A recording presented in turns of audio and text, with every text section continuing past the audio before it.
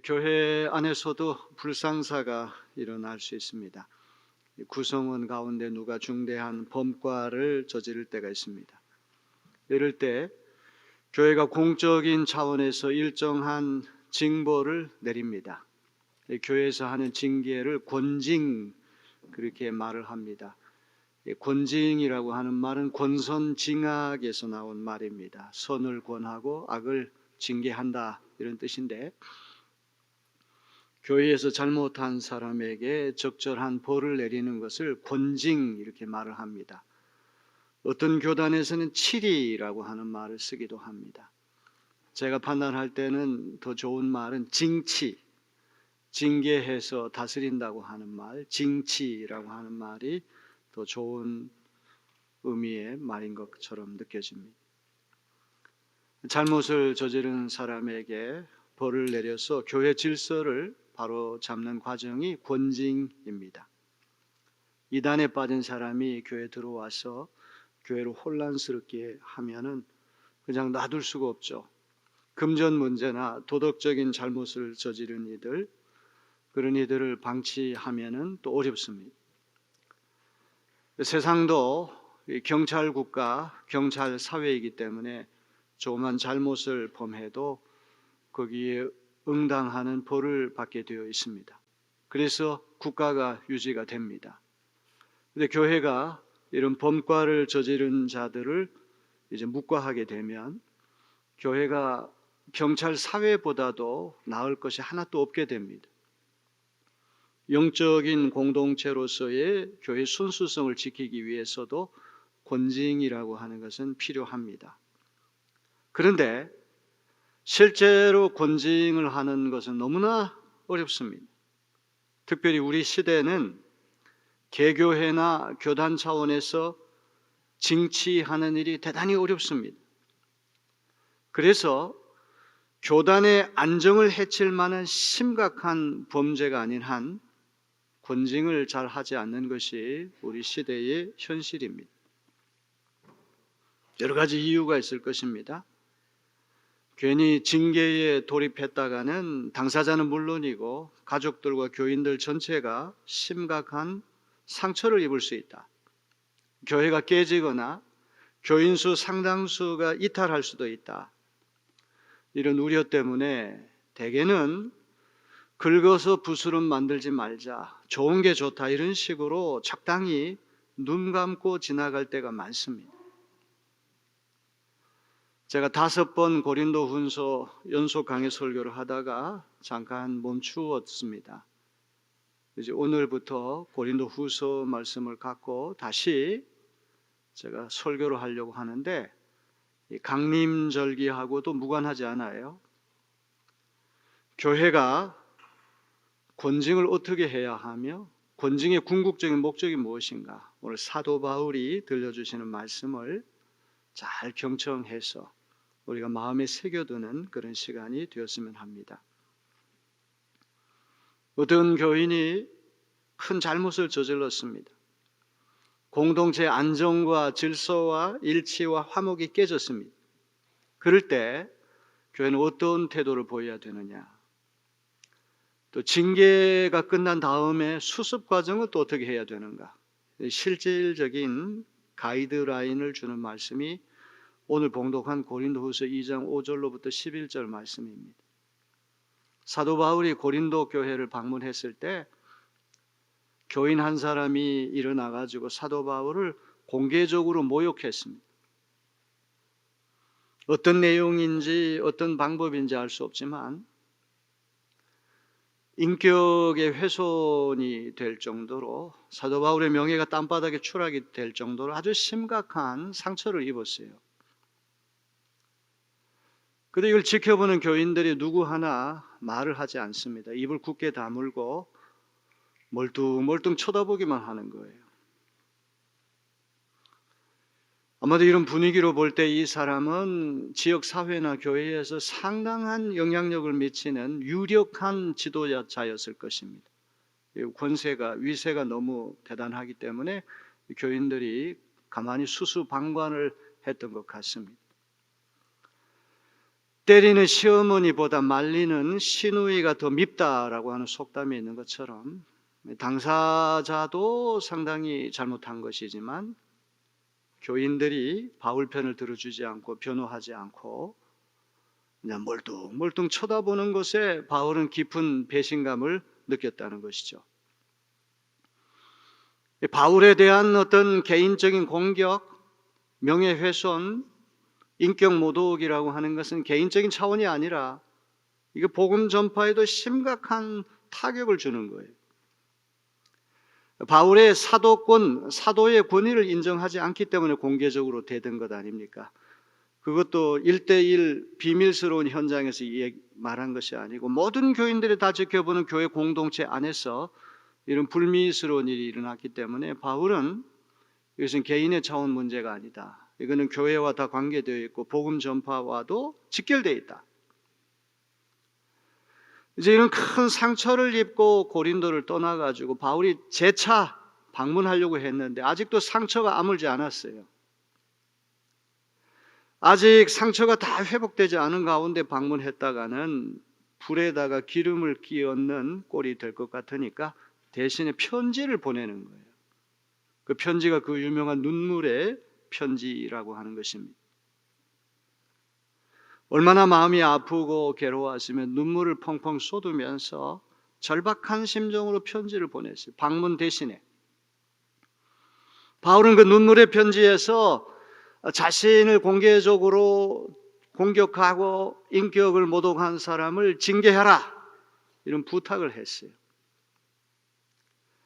다행히도 바울의 편지를 받은 고린도 교인들이 지난번 수수방관했던 그 미온적이고 기회주의적인 태도를 다 회개하고 그 사람에게 적절한 징벌을 내렸습니다. 교회가 다 합의를 해가지고 공개적으로 징계할 때 당사자가 죄를 부인하고 거기에 대해서 반항을 한다든지 이의를 달면 큰 문제가 발생할 수 있는데 다행히도 이 당사자가 자기 잘못을 인정하고 징계를 달게 받고 회개했습니다. 좋은 결과가 나오게 된 것이죠. 고린도후서 7장 2절로부터 16절에 보면 마케도니아에서 바울이 디도를 만나가지고 그 눈물의 편지에 대해서 고린도 교인들이 어떤 반응을 보였고 자기가 징계를 부탁했던 사람을 어떻게 징계했고 교회가 새로워졌다는 얘기를 듣고 기뻐하는 거예요. 자, 오늘 봉독한 이 고린도후서 이 말씀은 이런 징계와 관련된 다음에 이제 후속 조치를 어떻게 해야 되는가? 오고 가는 시대에 교회 안에서 권징은 어떤 방향으로 나가야 되고 권징의 궁극적인 목적은 무엇인가를 일러주는 너무나 귀한 말씀입니다. 하나님 주시는 말씀으로 들으시고 경청하는 시간이 되었으면 좋겠어요. 우리 5절 말씀 세 번역으로 한번 다 같이 읽어볼까요? 누가 마음을 아프게 하였다면 실은 나를 마음 아프게 한 것이 아니라 과장하지 않고 말해서 어느 정도는 여러분 모두를 마음 아프게 한 것이라 하겠습니다. 바울은 사적인 인간이 아니라 목회자입니다. 교회의 사도입니다. 고린도 교회를 세운 사람입니다. 바울이 고린도 교회를 방문했을 때 어떤 유력한 지도자가 일어나가지고 바울을 업신여기고 공개적으로 깎아내리고 망신주고 그의 인격을 훼손시켰을 때 상처를 입었죠. 이 아픔은 바울만의 아픔이 아니라는 거예요. 이게 과장하는 것이 절대 아니고 내가 상처받은 것은 곧 고린도 교회도 상처를 받은 것과 마찬가지입니다. 이 어느 정도라고 하는 말도 재미있는 표현이에요. 100% 내가 받은 상처만큼 당신들도 똑같이 상처받은 것은 아니겠지만 어느 정도는 내가 받은 슬픔과 내가 받은 아픔과 상처를 고린도 교인들도 함께 받았다고 하는 것을 이야기합니다. 세번역 성경에서는 마음을 아프게 했다 이렇게 번역했고 개역개정에는 근심하게 했다 두 번씩이나 이 표현을 연달아 쓰거든요. 바울을 마음 아프게 하고 바울을 근심하게 한 그 사건은 바울 개인의 문제가 아니라 이제 고린도 교회의 아픔이고 고린도 교회를 근심하게 하는 것이라는 말. 흥미롭게도 마음 아프게 했다, 근심하게 했다는 말이 완료형으로 되어 있어요. 완료형이라고 하는 것은 사건이 종결된 것이 아니라 현재에도 여전히 영향력을 미칠 때 완료형을 쓰지 않습니까? 그러니까 그때 일어난 사건이 다 끝난 것이 아니라 여전히 바울을 괴롭히고 여전히 고린도 교회 공동체의 슬픔이 되고 있다는 그런 말이에요. 바울이 방문했을 때 바울을 괴롭게 한 사람은 누구일까요? 이상하게도 성경은 여기에 침묵합니다. 바울은 이야기를 하지 않아요. 그거는 바울도 알고 고린도 교인들 다 알기 때문에 얘기하지 않아도 편지받는 고린도 교인들 다 알아요. 굳이 상처를 또 한 번 들추어내고 한 개인을 거론하기 싫어가지고 말을 하지 않는 것 같아요. 하지만 이 말을 할 때 고린도 교인들 누군지 다 안다는 말이죠. 공개적으로 교인들이 지켜보는 가운데 일어서서 바울을 공격할 정도, 대들 정도였다면 그는 대단히 유력한 교회 지도자였을 거예요. 사회적으로도 교회적으로도 영향력을 많이 미치는 유력한 사람입니다. 고린도후서를 연구하는 옛날 학자들은 이 사람이 고린도전서 5장 1절로부터 5절에 보면 아버지의 어머니 계모를 데리고 사는 교인이 한 사람이 있었어요. 이 근친상간의 죄를 저지른 사람이죠. 계모와 버젓이 동거하면서도 교회를 자유롭게 출입하는 사람이 있다는 얘기를 들었어요. 사도 바울이 경로해가지고 세상에도 이런 법은 없다. 계모와 동거하는 교인을 버젓이 묵과하고 놔두는 것은 이거는 고린도 교회가 크게 잘못했다. 그러면서 강력하게 징계해라. 출교시켜라. 내쫓아라. 심지어 사탄에게 넘겨주었다고 하는 그런 표현을까지 썼거든요.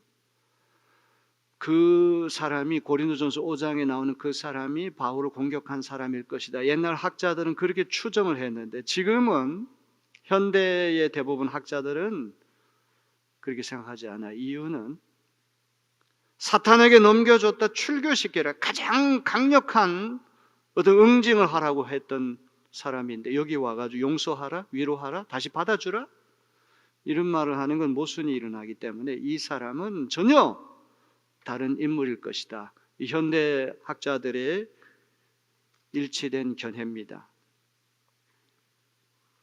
중요한 것은 고린도 교회를 바울이 방문했을 때 바울을 공격했던 그 사람은 바울만 공격한 것이 아니라 복음을 공격하고 고린도 교회 전체를 괴롭게 했다고 하는 것.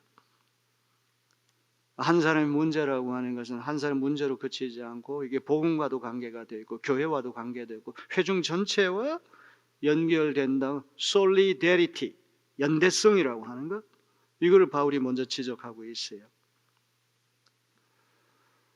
자, 이런 얘기를 한 다음에 이제 6절로부터 8절 중요한 말씀입니다. 우리 6절부터 8절을 우리가 세번역으로 한번 다 읽어볼까요?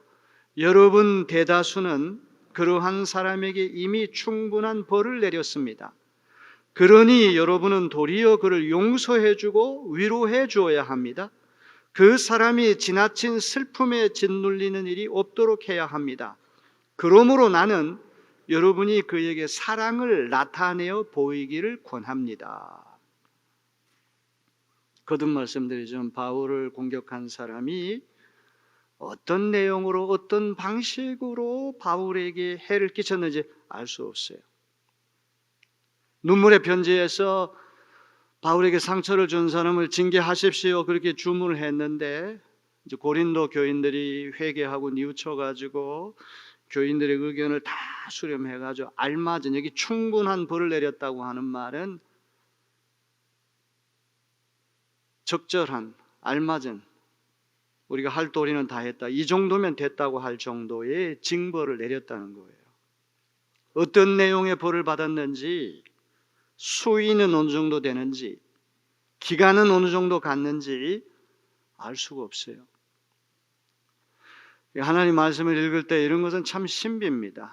이제 저 같은 성격이라고 하면 구체적으로 아주 정확하게 다 디테일하게 이야기를 할 텐데 이런 얘기를 말하지 않는 이유는 뭘까요? 오고 가는 시대에 예수님 오실 때까지 이런 사고는 계속 일어날 수 있기 때문에 우리 상상력을 동원해서 모든 가능성이 다 있다는 걸 보여주는 거 아닙니까? 특정하는 것보다는 이렇게 열려있는 상태가 훨씬 더 우리로서는 여러 가지 상상을 하게 만드는 그런 말씀입니다. 분명한 것은 영구 출교는 안 내렸던 것 같아요. 왜? 용서하라, 위로하라고 하는 말이 여기 있으니까 이제 교회 절대 오지 말라 이런 얘기는 안 했을 거예요. 학자들의 견해에 따르면 예배 끝나거나 식탁교제, 음식 같이 먹는 그 자리에 일정 기간 동안 오지 말라. 식탁교제를 금지했거나 수찬 금지, 성만찬을 받는 거, 성만찬에 참여하지 못하게 하는 거, 이런 징벌을 받았을 것이라고 추측을 합니다. 어떤 내용으로, 어떤 정도로, 어떤 수위로, 어느 기간까지 징계를 받았는지 알 수 없지만 여기 재미있는 말은 교인들 대다수가 이미 그에게 충분한 벌을 내렸다. 이 대다수라고 하는 말 아주 재미있는 말이에요. majority. 전부라고 하는 판타라고 하는 말을 쓰냐고 왜 대다수라는 말을 했을까요? 자, 화면 넘겨주세요. 대다수. 100%가 다 징계에 동의하지 않았다는 말 아닙니까? 어떤 사람들은 징계하지 마십시오. 반대했던 사람이 분명히 있어요. 소수긴 하지만. 아니면 징계 수위가 너무 낮으니까 더 강경하게 징계해야 된다. 이렇게 반대할 수도 있어요. 그래서 여러 가지 정황으로 보면 고린도 교회 안에는 바울파가 있고 아볼로파가 있고 게바파, 베드로파, 그리스도파 이런 네 파가 다투고 있었기 때문에 바울을 반대하는 세력들이 분명히 고린도 교회 안에 있었다는 말이에요. 눈물의 편지를 보내가지고 자기를 공개적으로 인격 모독한 그 사람을 징치하시오 했을 때 바울을 반대하는 그룹이 소수긴 하지만 그들이 극렬하게 반대해가지고 그들은 참여하지 않을 가능성이 있다는 것을 보여주는 거예요. 중요한 것은 바울이 어떤 내용으로 기간은 어떻게 하고 수위는 어떻게 조절하고 구체적인 지침을 주지 않았어요. 그냥 징계하라고 하는 막연한 부탁을 했는데 고린도 교인들이 자율적으로 민주적으로 지난번에 우리가 바울한테 너무 잘못했어. 자기들이 집단적으로 회개하면서 그 사람에게 여러 가지 증거나 모든 걸 다 따져보고 알맞은 벌을 내렸어요. 적절한, 충분한. 이제 더 이상 우리가 이 사람에 대해서 가타부타 말할 정도가 없다. 이런 판단이 설 때까지 왔어요. 이제는 뭘 해야 됩니까? 이제는 용서하라. 이제는 위로하라. 두 마디를 하거든요. 이제는 회복시켜야 할 때다. 징계는 징벌하는 것이 목적이 아니라 그 사람의 영혼이 죄를 깨닫고 회개하게 해서 다시 공동체로 편입시키고 회복시키는 것이 교회의 권징의 궁극적인 목적이 되어야 된다는 걸 보여주는 거예요. 용서한다는 말은 신학에서 아피에미라고 하는 말이 주로 나오거든요. 아피에미라고 하는 말이 143번이나 용서라는 말로 나와요. 이거는 지운다는, 용서한다는 말을 기억에다 지워내는 거예요. 지우개로 지우다. 그게 용서예요. 그런데 여기서 바울이 용서라고 하는 말을 쓸 때는 통상적인 아피에미라는 말을 쓰자. 카리조 마이라는 말을 쓰는데 이 카리조 마이라고 하는 말은 카리스, 은혜에서부터 온 말이에요. 은혜라는 것은 무엇입니까? 자격 없는 사람에게 베풀어주는 선물이 은혜거든요. 그냥 forget, 잊어버리는 차원이 아니라 은혜로, 너그러운 마음으로 주님의 은혜로 그 징계받은 형제를 마음으로 받아주라. 이런 의미가 여기 숨겨 있다는 것을 기억해야 됩니다. 징계받은 교인을 은혜로, 주께서 우리가 아직 죄인 되었을 때 우리를 먼저 사랑하시고 은혜로 자격이 없고 공로 없는 우리를 받아주신 것처럼 고린도 교인들 은혜로운 마음으로 그 형제를 용서하라. 그 다음 위로하라. 이 말은 격려하라고 하는 말이거든요. 얼마나 망신스럽습니까? 웨슬리 선생의 아버지 사무엘 웨슬리 목사님이 성공의 신부였는데 39년 동안 에버스라고 하는 아주 작은 마을, 인구 한 1,500명, 2,000명밖에 안 되는 작은 마을에 39년 동안 목회하는데 이 아버지가 얼마나 완고한 사람인지 권징을 아주 철두철미 교회 헌법대로 했다는 말. 교인 누구 하나가 도덕적 실수를 하면은 교인들 다 예배 드리는데 여기 가운데 복도에 맨발로 무릎 꿇고 앉아 있어라. 우리가 지금 오늘 이야기를 들으면 야, 세상에 어떻게 그럴 수가 있지? 뭐 명예훼손이나 난리가 날 거 아닙니까? 이렇게 아주 엄격하게 징계를 하다 보니까 교회에서도 무리를 빚고 지역사회에서도 무리를 빚고 반대하는 원수들이 많이 생겨나고, 그래서 이 웨슬리 선생의 아버지 목회는 가시밭길이고 상당히 어려운 목회를 했어요. 너무나 완고하게 권징을 하는 바람에. 징계는 세상은 벌 주면 그걸로 끝이지만 교회는 세상과 달라야 되는 것이죠. 용서하고 위로해서 다시 받아들여라. 왜? 그렇게 하지 않으면 극심한 슬픔에 짓눌리게 될 것이기 때문이다. 이렇게 얘기를 하거든요. 짓눌린다는 말은 바닷물이 삼키듯이 완전히 삼켜진다는 말. 죄를 달게 받고 회개했는데도 교회가 외면하고 교인들이 피하고 냉랭하게 대하고 용서하지 않고 위로하지 않고 격려하지 않으면 그 당사자는 죄책감에 빠지고 우울증에 빠지고 영영 교회를 떠난 세상에 굴러 떨어질 수도 있고 극단적인 스스로 목숨을 끊을 수도 있다는 그런 말이죠. 8절이 아주 중요한 말이죠. 8절을 다 같이 한번 읽어볼까요? 그러므로 나는 여러분이 그에게 사랑을 나타내어 보이기를 권합니다. 고린도 교회에게 사랑을 나타내어 보이라. 이 나타낸다는 말이 아주 중요한 말이에요. 나타낸다는 말은 헬라 말로 퀴로라고 하는 말인데 계약 문서를 다 작성하고 내가 다 동의합니다. 결정할 때, 결심할 때 퀴로라고 하는 말을 쓰는 거예요. 이 원문대로 한다면 사랑하기로 결심하라 이런 뜻이에요. 사랑이라고 하는 게 자연 발생적으로 저절로 마음이 동의해서 하는 것이지 사랑 결심한다고 사랑하게 되는 건가? 좀 의아하게 생각하는데 잘 생각해 보세요. 바울에게 잘못을 저지른 사람을 징계할 때에도 공적인 절차를 거치지 않았겠습니까? 교인들이 다 합의를 봐서 공개적으로 결심을 해가지고 그를 이렇게 징계하자 결정됐어요. 그러면 그를 회복시키고 그를 사랑하는 것도 사사롭게 할 문제가 아니라 공식적으로 사랑하고 용납하기로 결심하라.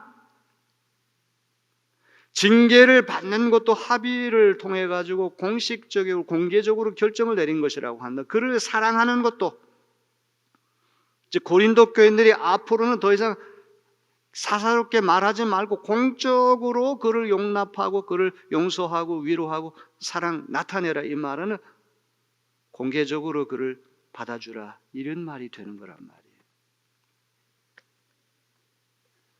징계도 공식 합의를 통해서 결심의 과정을 거쳤듯이 용서하고 위로하고 사랑하는 것도 용납하고 회복시키는 것도 회중 전체가 한마음 한뜻이 돼서 결심을 하라. 이것이 바울이 주는 권면입니다. 자, 9절을 다 같이 읽어봅니다. 내가 그 편지를 쓴 것은 여러분이 모든 일에 순종하는지를 시험하여 알아보려는 것이었습니다. 직접 방문하려고 계획을 다 세웠는데 아직 상처가 아물지 않아서 괜히 갔다가는 이 마주보는 기차끼리 정면 충돌이 일어날 것 같으니까 일종의 완충하는 시간을 갖기 위해 가지고 눈물 펑펑 쏟으며 편지를 대신 보냈다. 디도라고 하는 사람 편으로. 지난번에 내가 눈물의 편지를 쓴 목적은 뭐냐?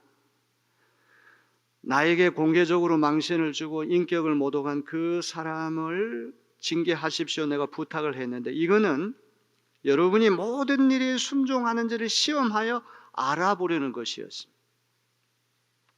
믿음이라고 하는 것은 순종과 직결되어 있어요. 부부 사이. 믿음이 있는 곳에 순종이고 순종이 있는 곳에 믿음이 있는 거예요. 믿는다고 하면서 순종하지 않는 것, 실천이 없는 것은 믿음이 없다는 말이에요. 고린도 교회를 세운 당사자가 바울이고 이방인을 위한 사도로서 주님의 특별한 커미션, 특별한 위임을 받은 사람이 사도 바울인데, 사도 바울의 개인에 대한 공격은 개인적인 수준의 문제가 아니라 이거는 복음에도 영향을 미치고 고린도 교회 전체의 앞날에도 심각한 영향을 미치는 것이기 때문에 징계하십시오라고 하는 부탁을 한 것은 바울의 말에 순종하는지 안 하는지를 한번 테스트해 보기 위한 것이다, 이런 말을 해요.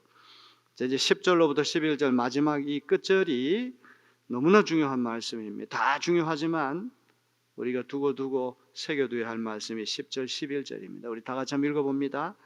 여러분이 누구에게 무엇을 용서해 주면 나도 용서해 줍니다. 내가 용서한 경우가 있다면 그것은 그리스도 앞에서 여러분을 위하여 용서한 것입니다. 그렇게 하여 우리가 사탄에게 속아 넘어가지 않으려 하였습니다. 우리는 사탄의 속셈을 모르는 것이 아닙니다. 이런 것을 잘못 해석하면 문제가 생깁니다.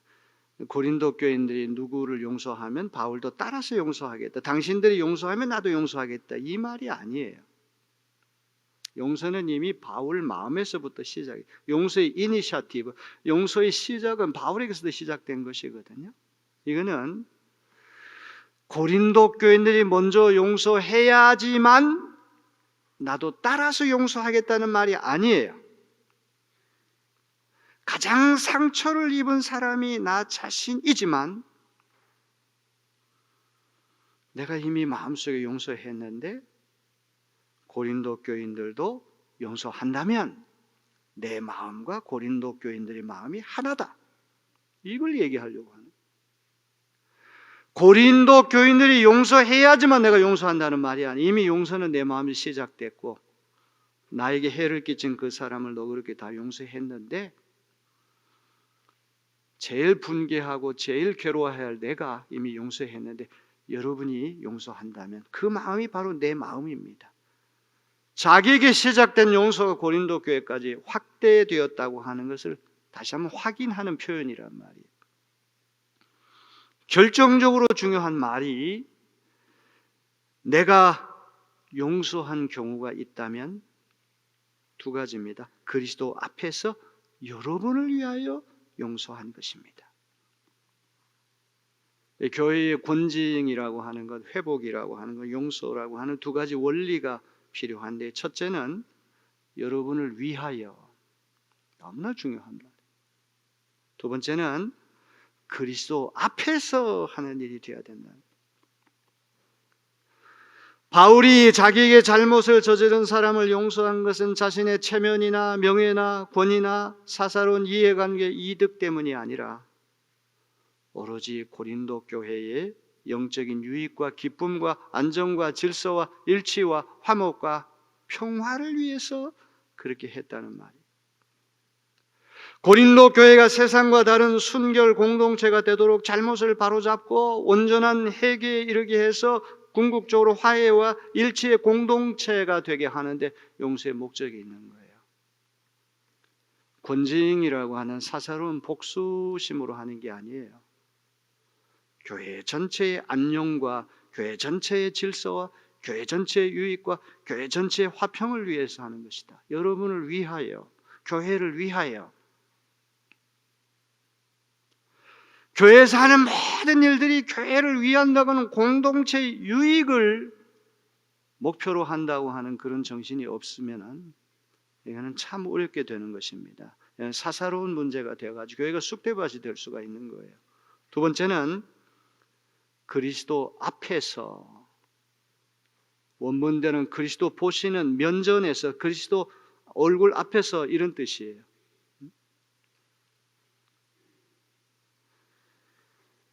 누군가를 징계해서 회개에 이르게 하고 용서하고 격려해서 공동체에 편입시키는 일은 사람 앞에서 할 일이 아니란 말이에요. 교회의 주인이 되시고 교회를 이끌어 가시는 그리스도 앞에서, 그리스도 면전에서 두렵고 떨리는 마음으로 해야 할 일이라는 거예요. 세상 사람은 그렇겠죠. 바울에게 그렇게 인격 모독을 해서 1대1로 서로 합의해가지고 대화하고 풀어라 이렇게 얘기할 건데 이런 문제가 아니잖아요. 교회라고 하는 것은 신앙 공동체이기 때문에 용서와 화해라고 하는 건 사람들 사이에서 일어나는 문제이기 전에 그리스도 앞에서 그리스도께서 먼저 우리를 용서해 주셨기 때문에 그리스도의 면전에서 해야 할 성사다. 이 거룩한 일이라고 하는 것이 바울이 가르쳐주는 원리입니다. 너희를 위하여 그리스도 앞에서 권징하고 용서하고 회복시키라. 이 말 너무나 중요한데요. 이유가 끄트머리 11절에 나와 있어요. 이 11절까지 우리가 잘 완독해야 됩니다. 11절 다 같이 읽어봅니다. 그렇게 하여 우리가 사탄에게 속아 넘어가지 않으려 하였습니다. 우리는 사탄의 속셈을 모르는 것이 아닙니다. 속아 넘어간다는 말이 헬라 말로 플레오 넥테오라고 하는 말인데 착취하다, 이용하다 이런 의미가 있어요. 사탄이 권징이라고 하는 요거를 착취하고 이용해가지고 교회를 분란에 혼란에 쑥대밭으로 만드는 기회로 삼을 수 있다는 거예요. 권징이라고 하는 것은 가장 예민하고 민감한 영역이기 때문에 교회 전체를 위하여 그리스도 앞에서 하는 정신 없이 이게 사사롭게 누군가를 충동시키고 어떤 사사로운 이해관계를 따라가지고 복수심 때문에 뭘 하려고 하다 보면 사탄의 밥이 될 수 있는 영역이 바로 권징이라고 하는 것을 기억해야 됩니다. 여기 속셈이라고 하는 말이 헬라 말로 노예 말하는 말, 이 노예 말하는 아주 속으로 아주 교묘하게 궁리하고 생각하는 걸 얘기해요. 디자인, 스킴, 수법, 괴계. 사탄은 교회가 평화로운 걸 보지 못하잖아요. 일치되는 걸 보지 못하잖아요. 화목한 걸 보지 못하는 분란을 일으키고 싸우게 만들고 교회가 깨지게 만들고 신앙생활을 하면서 다 흩어지게 만드는 게 사탄의 궁극적인 목적이라고 한다면 권징과 회복이라고 하는 그리스도 앞에서 교회 전체를 위해서 하는 그런 마음이 없이 진행될 때는 사탄의 속셈에 말려 들어갈 가능성이 높다는 얘기예요. 이걸 나만 아는 게 우리 모두가 안다는 말 하죠. 바울도 알고 동역자들도 하고 고린도 교인들도 사탄의 속셈을 안다는 얘기를 해요. 저는 이 말씀을 읽으면서 우리 한국의 교회들 가운데도 이 징계의 문제 때문에 교회가 깨지고 언론에 계속 도배가 되다시피 한 교회들이 여러 교회가 있거든요. 우리 감리교회도 이런 교회들이 있어요. 사도 바울이 자기 인격 모독한 사람을 징계하십시오 그렇게 부탁했는데 어떤 징계하라, 수위는 어느 정도, 정도는 어떻게, 기간은 어떻게 구체적 지침을 주지 않고 징계하라고 하는 부탁만 했어요. 근데 고린도 교인들이 그 말을 받아가지고 자율성을 가지고 민주적인 절차를 가지고 합의를 다 공개적으로 어떤 수위에 어떤 기간에 징계하도록 결정 내리고 당사자가 그것을 다 받아들이고 회개하고 뉘우치고 이제는 용서하고 위로해야 할 때다. 회복시켜야 할 때다. 다시 원점으로 돌아옵니다. 교회에서도 무슨 여러 가지 잘못을 저지른 사람들이 세상에서 교통법규 사소한 게 어겨도 5만 원, 6만 원 벌금 받고 경찰 사회에서도 질서를 유지하고 그렇게 하는데 교회 안에서 큰 죄를 저지른 사람을 좋은 게 좋다. 긁어서 붓으로 만들 필요 뭐 있냐 하면서 그냥 유야무야식으로 넘어가면 교회는 영적 공동체로서의 그 자정 능력을 상실하게 되죠. 이게 세상과 교회와 구분이 안 되게 된단 말이에요. 그래서 권징이라고 하는 것이 필요한 것이죠. 그런데 세상에서는 벌 주고 그걸로 딱 끝납니다. 관계 다 단절시킵니다. 교회는 권징의 목적이 세상과는 달라야 된다. 회복시키는 데 목적이 있고 끝까지 구원의 길에서 이탈하지 않게 하는 것이 권징의 목적이지, 그냥 벌 줘가지고 정의 문제 해결하는 것이 교회 권징의 목표는 아니라는 말이에요. 그러면서 사탄에게 이용당하지 않도록 조심하십시오. 감리교 어떤 교회가 이런 문제 때문에 이제 몸살을 앓고 있는데 정확하게 절반으로 딱 갈라졌어. 예배 각각 다른 곳에 드려요. 우리 교회도 그런 일이 있지 않았습니까? 오늘 주께서 주시는 음성으로 들으시고 교회는 교회다워야 한다. 오고 가는 시대에 바울이 주는 이 귀중한 지침을 우리 마음에 잘 새겨듣는 귀한 시간 되어지기를 주님의 이름으로 축원합니다.